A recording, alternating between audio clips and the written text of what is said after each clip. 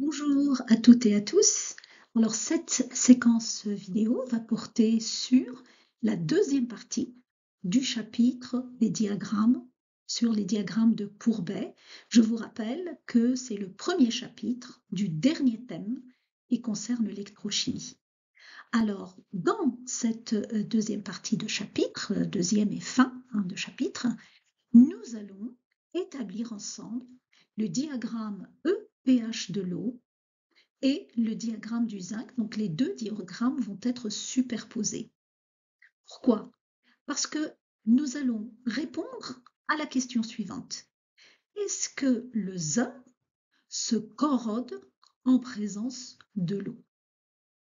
Et les diagrammes EPH, qui sont des diagrammes thermodynamiques, répondent à cette question, c'est-à-dire que nous pourrons, grâce à ces diagrammes, écrire les réactions spontanées qui peuvent avoir lieu entre le zinc et l'eau. Alors, pour ça, nous allons commencer le premier diagramme, c'est-à-dire le diagramme EPH de l'eau. Alors, ce qui est intéressant dans l'eau, comme vous le savez déjà, l'eau est un acide et c'est aussi une base. C'est donc l'acide de OH- et c'est la base de H+. Mais ce que vous ne savez peut-être pas, c'est que l'eau est aussi un oxydant et un réducteur. L'eau est donc le réducteur de l'oxydant O2, donc elle forme un couple redox avec O2, et l'eau est un oxydant avec H2, donc il forme un couple redox avec H2. Ce qui fait que si nous voulons tracer le diagramme EPH de l'eau, nous avons deux frontières à établir. Donc la frontière avec son oxydant, l'oxygène, et la frontière avec son réducteur, l'hydrogène. Donc comme on l'a vu dans la première partie du chapitre, il suffit de faire quoi pour tracer ces frontières? Eh bien d'écrire les demi-réactions redox, de bien équilibrer cette demi-réaction. Bien sûr, ici, le nombre d'oxydation de l'élément qui nous intéresse, c'est l'oxygène. Donc, le nombre d'oxydation de l'oxygène dans O2 est bien entendu 0. Et le nombre d'oxygène dans H2O est égal à -2. Donc, je vous ramène, ou je vous renvoie plutôt, vers la première séquence vidéo où je vous ai montré comment on équilibrait correctement une demi-réaction et comment on pouvait calculer les nombres d'oxydation. Donc, l'oxygène ici est en 0, l'oxygène ici est en -2. Je vous rappelle que le nombre d'oxydation s'écrive en chiffres romains, et je ne l'ai peut-être pas dit, mais bien sûr, le 0 n'existait pas chez les Romains. Donc, vous utilisez le 0, chiffre arabe, bien entendu. Donc, vous voyez qu'il y a ici échange de 2 électrons par oxygène, mais comme on a 2 oxygènes, ce qui fait que vous avez un échange de 4 électrons. Les charges doivent être équilibrées avec H+, donc il en faut 4, bien sûr, de ce côté-ci. Et finalement, vous regardez si vos éléments sont correctement équilibrés. Ici, tout va bien, donc l'oxygène et les hydrogènes sont tout à fait équilibrés. On peut donc écrire le potentiel redox du couple O2H2O, donc c'est le potentiel standard, moins 0,06 sur 4 électrons échangés, log de 1, puisque l'activité du solvant est égale à 1, sur l'activité de H+ puissance 4. Je vous rappelle que les espèces en solution, leur activité, c'est leur concentration sur la concentration standard qui est égale à 1 mol par litre. Et attention, pour les éléments en phase gazeuse, l'activité, par exemple, de O2 gazeux, c'est la pression partielle de O2 sur la pression standard qui est égale à 1 bar. Alors, je vais prendre ici la pression de O2 égale à 1 bar. Bien sûr, si on vous donne une autre pression partielle, vous la remplacez. Vous ne prenez pas directement les pressions partielles égales à 1, sauf si on vous le dit. Et si on ne vous donne aucune pression partielle, eh bien vous la posez comme je le fais ici. Donc vous prenez la pression partielle du gaz est égale à 1 bar. Le potentiel standard du couple O2H2O est de 1,23 et donc vous avez la droite donnant le potentiel redox de O2H2O en fonction du pH. Faisons de même de l'autre côté pour nos deux espèces. Donc ici, on va chercher le nombre d'oxydation de l'hydrogène dans H2O2 et le nombre d'oxydation de H dans H2. Donc, 1 ici, 0 ici. Il y a donc échange d'un électron par hydrogène. Comme nous avons 2 hydrogènes, nous allons avoir un échange de 2 électrons. Deuxième étape, les charges. Vous avez moins 2 ici, 0 de l'autre côté. Donc, je vais avoir besoin de 2 H+ de ce côté-ci. Les éléments, bien sûr, il manque un petit peu d'oxygène ici. Donc, je vais compléter avec H2O. Et vous remarquerez que, bien sûr, la demi-réaction est la demi-réaction du couple H+ H2. Donc le couple H2O-H2 gazeux n'est rien d'autre que le couple H+ H2, c'est-à-dire le fameux couple standard dont le potentiel standard est égal à 0. Ainsi donc, l'expression du potentiel redox, c'est le potentiel standard, 1,006 sur 2 électrons échangés. Ici, l'espèce est gazeuse, donc l'activité, c'est la pression partielle de H2 sur P0. Et de ce côté-ci, l'espèce est en solution, donc c'est H+ au carré. Le potentiel standard du couple H2O-H2 étant égal à 0, cela vous donne le potentiel qui est égal à moins 0,06. Nous prendrons, comme tout à l'heure, nous prendrons la pression partielle est égale à 1 bar pour simplifier les choses. Donc, nous avons ici 2 droites frontières. Elles ont, comme vous le voyez, les mêmes pentes. Nous pouvons les tracer tranquillement. Donc, pour la première, qui était égale à 1,23 moins 0,06 pH, donc bien sûr, elle va passer par 1,23. Ça, c'est pour le couple O2H2O. L'oxydant, on va le positionner en haut, le réducteur en bas, donc vous aurez O2 gazeux et H2O. Pour le deuxième couple dans lequel H2O est l'oxydant, vous voyez que c'est la droite ici, donc la frontière a la même pente que la frontière O2H2O, mais elle passe par 0. Donc, voilà ce que ça nous donne. Vous avez l'oxydant en haut, c'est-à-dire H2O, et le réducteur en bas, c'est H2 gazeux. Voici le diagramme EPH de l'eau. Donc, il faut le refaire, puisque ce diagramme est très souvent demandé dans les examens, les concours, etc. Alors, où se trouve l'eau H2O? Eh bien, voilà, je l'ai assuré. On appelle ce domaine le domaine de stabilité de l'eau. En d'autres termes, n'importe quel élément dont le domaine de stabilité se trouve conjoint au domaine stabilité de l'eau est stable dans l'eau. Il ne réagit pas dans l'eau. Et nous allons voir tout à l'heure, n'importe quel élément dont le domaine de stabilité n'est pas conjoint, donc est disjoint au domaine de l'eau, va réagir avec l'eau. Donc voilà tout l'intérêt de maintenant tracer le diagramme EPH du zinc de façon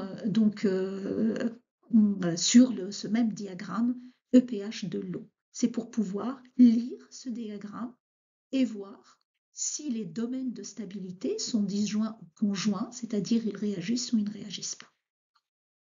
Je pense que je vais un peu plus vite que la musique, donc on y va doucement. Donc, alors, concernant le diagramme EPH du zinc, ce que maintenant je vais vous montrer, c'est ce que vous devrez toujours faire avec n'importe quel élément. C'est-à-dire qu'il y a une méthodologie de construction des diagrammes EPH de n'importe quel élément. L'élément qui nous intéresse ici, c'est Zn, l'élément, c'est-à-dire atomique. Hein, c'est l'atome qui nous intéresse. On en a déjà parlé dans la première séquence vidéo. Donc ici, c'est Zn. La première chose que vous allez regarder, c'est quelles sont les espèces de travail, c'est-à-dire qu'est-ce qu'on vous donne comme espèce dans lequel il y a du zinc. Par exemple ici, je vous donne 4 espèces. Les voici. Zinc sous forme Zn solide, zinc sous forme Zn2+, zinc sous forme de ZnOH2 solide et zinc sous forme de ZnOH4 2 fois moins. Il y a donc ici 4 espèces de zinc et nous devons placer ces 4 espèces dans un diagramme EPH. Première chose à faire, c'est de regarder le nombre d'oxydations du zinc dans chacune de ces espèces. Donc ici, je l'ai déjà fait pour vous parce qu'on sait faire maintenant. Donc, le zinc ici a un nombre d'oxydation 0. Le zinc Zn2+, le zinc ici a un nombre d'oxydation 2+, plus 2. Et ici, donc on peut faire ça rapidement, 0 égale à x plus 2 fois moins 2 plus 1. Ça vous donne un nombre d'oxydation de 2 aussi. Et là, la même chose, un nombre d'oxydation de 2. Donc si vous faites votre petit calcul tranquillement, vous allez trouver un nombre d'oxydation de 2. Donc, ces 3 éléments ici ne peuvent pas former des couples redox puisqu'ils ont le même nombre d'oxydation. Alors, qu'est-ce qu'ils forment donc? Quelle est la différence entre ces éléments? Ce sont, bien entendu, des couples acido-basiques. Vous voyez que si je prends Zn2+, que j'ajoute des OH-, donc que j'augmente le pH, je vais former ZnOH2. Donc cette espèce est la base de Zn2+. Si je continue donc de fournir des OH-, d'augmenter le pH, donc de OH2, je vais passer à OH4. Donc cette entité est la base de cette entité. Cette entité est un amphotère puisque c'est la base de Zn2+, et c'est l'oxyde de, et c'est l'acide de ZnOH4 2 fois moins. Alors, qu'est-ce qu'on fait quand on a autant d'espèces qui ont le même nombre d'oxydations? Deuxième étape, une fois que vous avez déterminé votre nombre d'oxydations, donc il ne faut pas se tromper, c'est très très important, on va tracer ce que j'appelle un tableau de bord.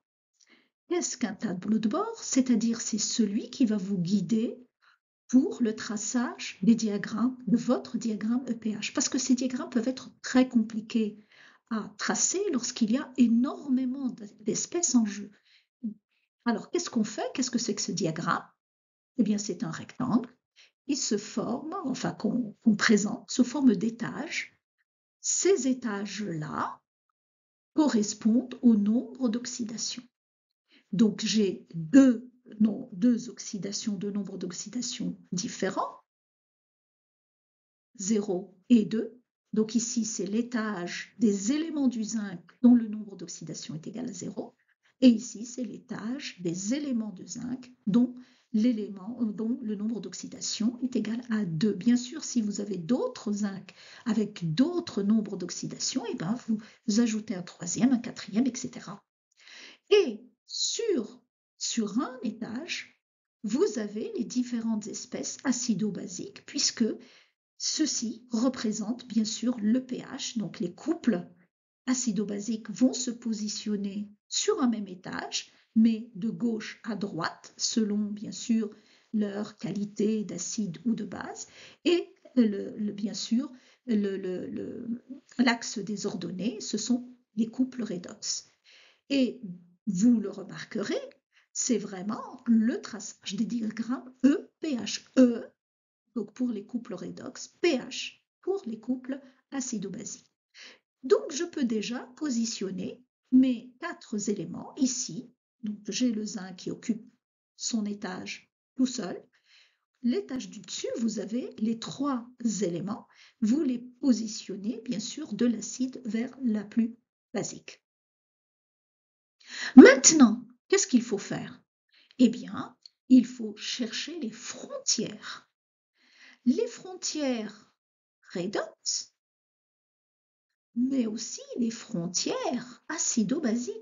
C'est-à-dire, à partir de quel pH? Je n'ai plus Zn2+, mais j'ai plutôt ZnOH2 solide.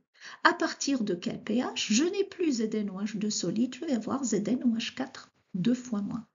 C'est donc la 3e étape à faire absolument. Donc, je répète, première étape, les nombres d'oxydation. 2e étape, votre tableau de bord.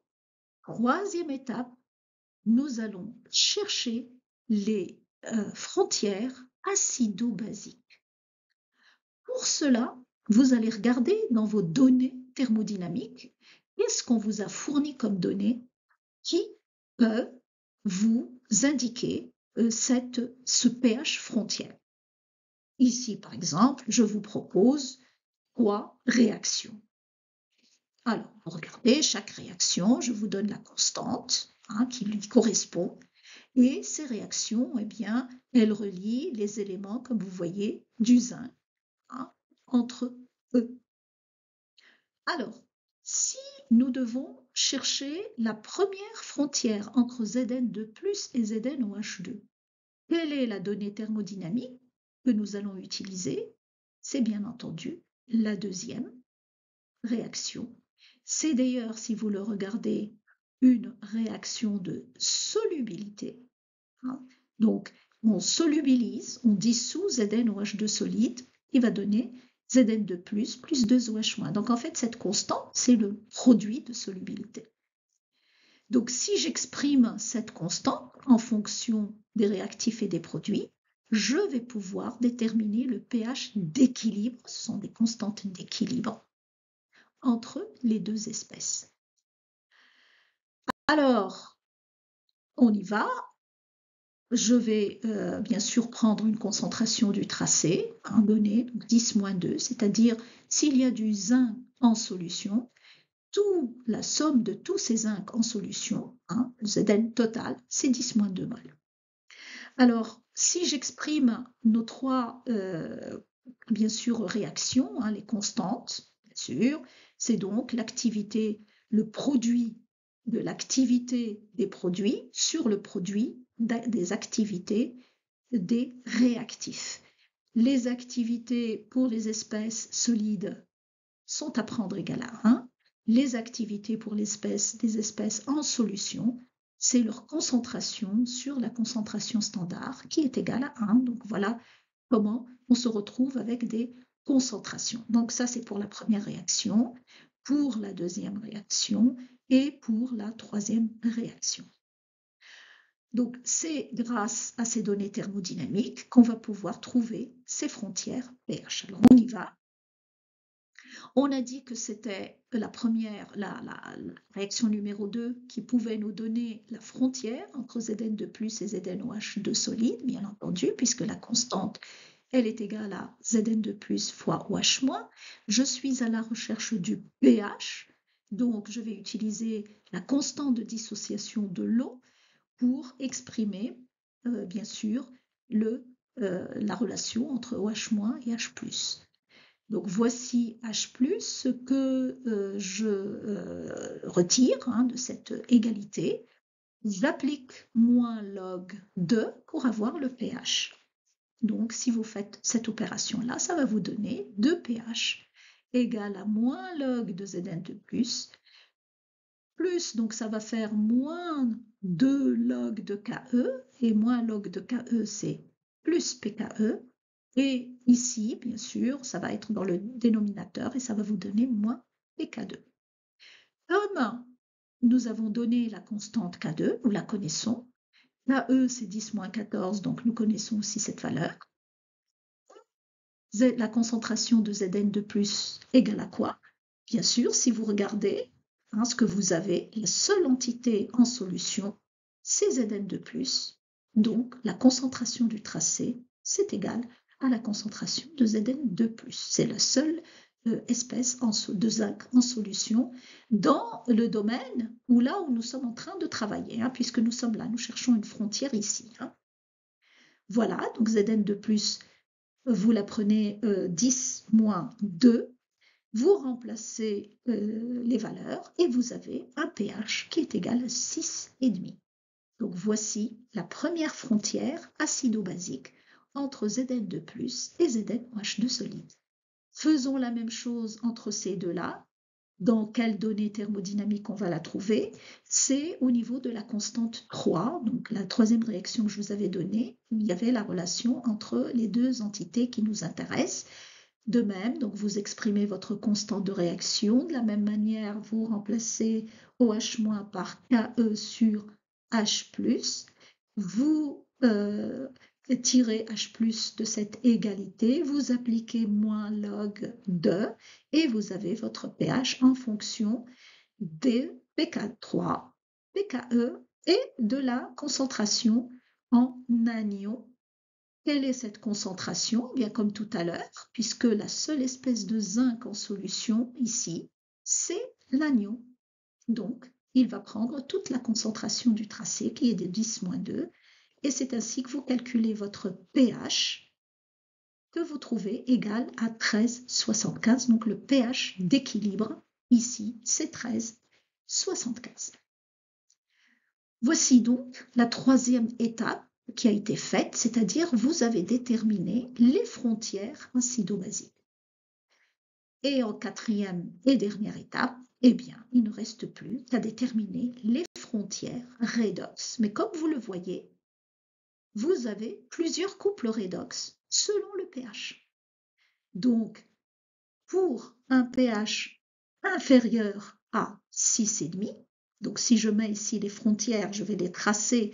Vous voulez tracer par exemple avec un crayon, hein, tout simplement, parce qu'après on peut effacer le surplus. Donc, vous voyez que les frontières pH sont toujours verticales. Donc vous savez quand finit Zn de plus et commence, bon, fini commence bien entendu quand diminue Zn de plus et le domaine de stabilité de ZnOH2 solide commence, et quand est-ce que, bien sûr, on entre dans le domaine de stabilité, ou ici, on appelle ça le domaine de prédominance de ZnOH4 2 fois moins.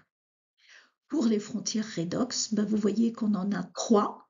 Donc il y a une frontière entre Zn de plus et Zn solide pour pH inférieur à 6.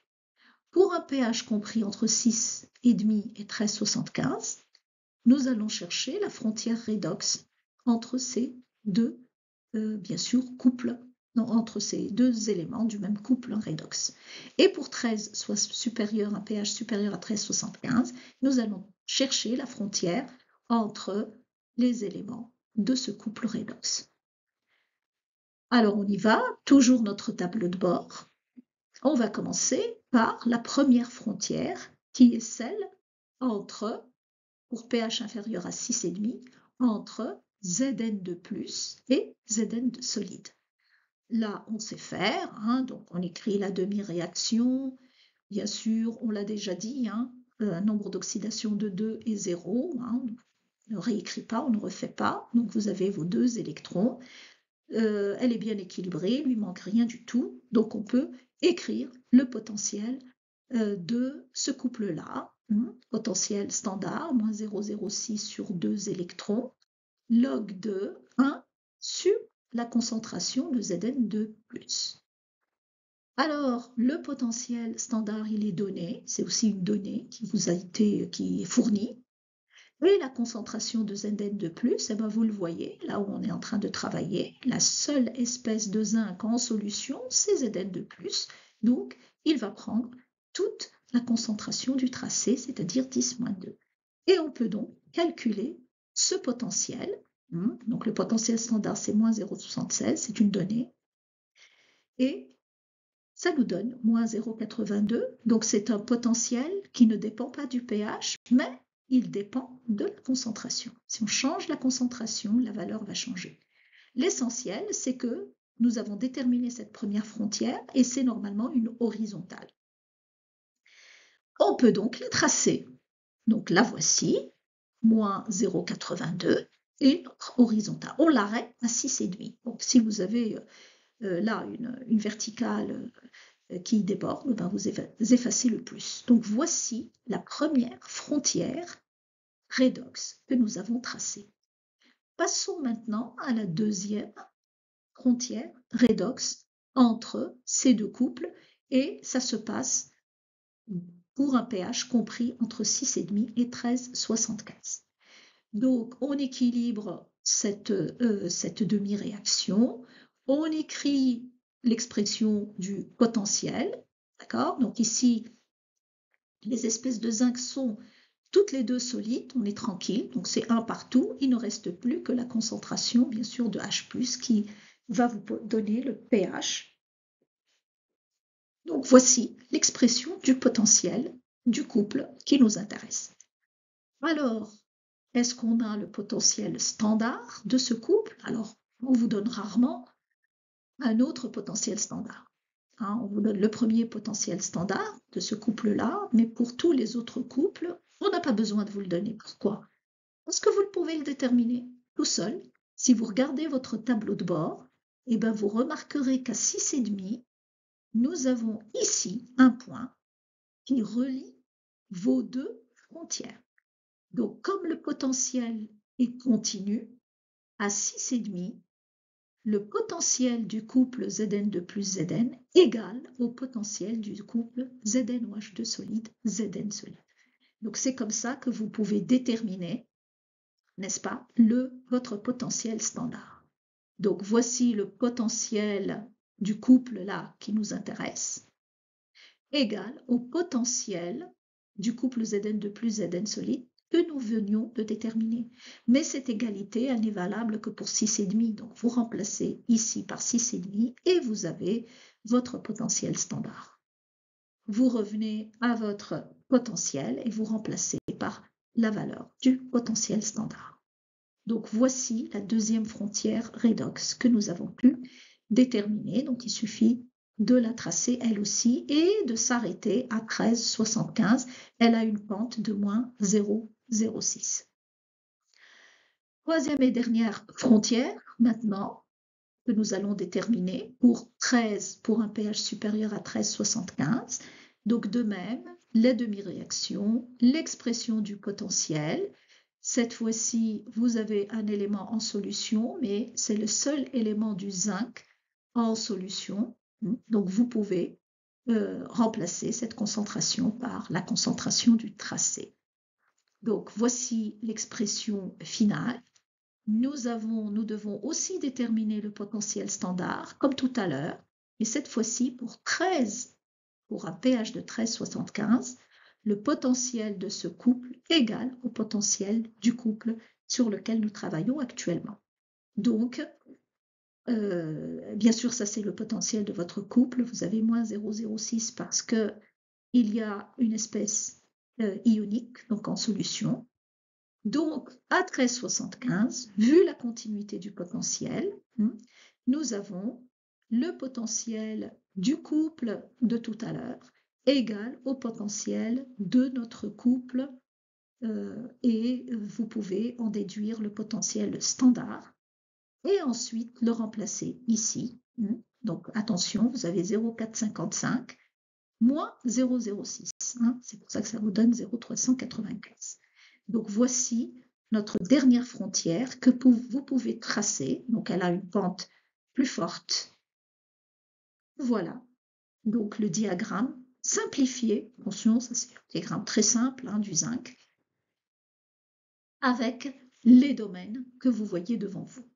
Alors, on a déjà nommé ces domaines. Je vous rappelle que les espèces en solution sont dans des domaines de prédominance et les espèces solides sont dans des domaines appelés d'existence.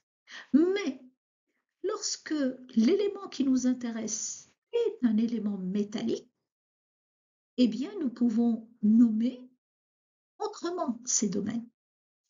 Et le nom qu'on va donner à ces domaines sont parlants, parce que l'objectif de tout ce que nous venons de faire, c'est quoi? C'est de se demander, est-ce que le zinc est attaqué par l'eau? Est-ce qu'il est corrodé par l'eau ou pas? Alors, comment on va appeler ces domaines? Le domaine d'existence du zinc solide est appelé un domaine d'immunité. Donc, si vous êtes ici, c'est-à-dire que vous avez du zinc solide. Si vous avez du zinc solide, c'est que ce zinc, eh bien, il n'a pas subi une transformation avec l'eau, il est immunisé contre la corrosion. Donc, les domaines d'existence de vos métaux, si vous aviez du fer solide, du cuivre solide, s'appellent des domaines d'immunité. Par contre, les domaines de prédominance du zinc, donc les espèces en solution, ce sont des domaines de corrosion. Bien sûr, si votre zinc est passé sous forme Zn2+, donc il s'est solubilisé avec qui? Avec l'eau, il est évident que cela sous-entend qu'il s'est corrodé. Et ce domaine-là, comment appelle-t-on ce domaine-là? Bien sûr que c'est de la corrosion aussi, puisque le zinc est passé sous une forme hydroxyde qui n'est pas, en tout cas, un métal. Et c'est une corrosion, mais c'est une corrosion différente que celle-ci.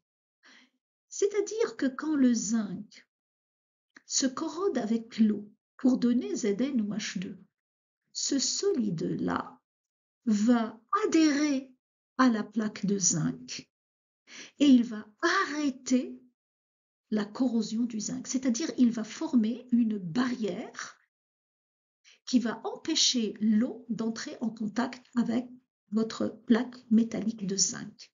Ce phénomène est appelé passivation. Donc n'importe quel domaine solide qui n'est pas votre métal, c'est un domaine de passivation. C'est-à-dire que ce sont des solides qui vont adhérer à votre zinc et qui vont le protéger contre l'eau. Alors que, bien sûr, lorsque votre zinc passe en solution, eh ben, il n'est pas protégé, ces espèces vont en solution. Alors que les solides, les hydroxydes qu'on obtient par un phénomène de corrosion, bien entendu, eh bien, ils vont finir par protéger votre métal contre un plus de corrosion. Alors, nous allons voir encore plus ce détail, mais bien sûr, puisque depuis tout à l'heure je parlais de l'eau, eh ben, il serait intéressant de mettre notre diagramme de l'eau superposé au diagramme de zinc. Je assure ici le domaine de stabilité de l'eau et je assure ici aussi le domaine de stabilité ou d'existence, d'immunité du zinc. Parce que c'est ce que je veux voir. Je veux répondre à la question, est-ce que le zinc réagit avec l'eau? Eh bien, la réponse est oui, quel que soit le pH, le domaine de stabilité du zinc et le domaine de stabilité de H2O sont disjoints. Il n'y a aucune intersection entre les deux, donc ils ne sont pas stables ensemble et ils réagissent ensemble. Ils réagissent par des réactions redox, bien entendu. Qui va jouer le rôle d'oxydant? Eh ben, c'est celui qui est en haut, donc c'est H2O, et qui joue le rôle de réducteur? C'est le zinc. Nous allons donc écrire ces réactions entre l'eau et le zinc, mais bien entendu, le produit de ces réactions dépend du pH dans lequel nous travaillons. C'est-à-dire que si je suis en milieu acide, plus précisément pour un pH inférieur à 6,5, le zinc va réagir avec l'eau pour donner quoi? Donc le zinc est un réducteur, il va donner Zn2+.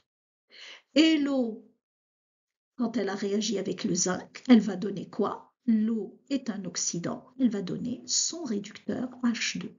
Donc voici les couples H2O, H2 H2O, c'est lui le réactif, et le deuxième couple, Zn2 plus Zn, et c'est Zn le réactif. Donc c'est lui qu'on va mettre ici, donc dans le bon sens, hein, les réactifs.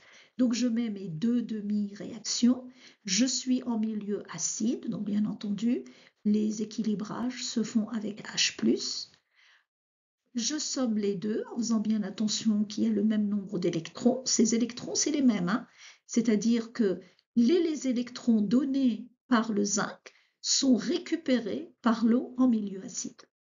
Là, le bilan des deux vous donne la réaction qui vous explique que nous avons une corrosion du zinc à pH en milieu acide. Le zinc solide en milieu acide va être corrodé.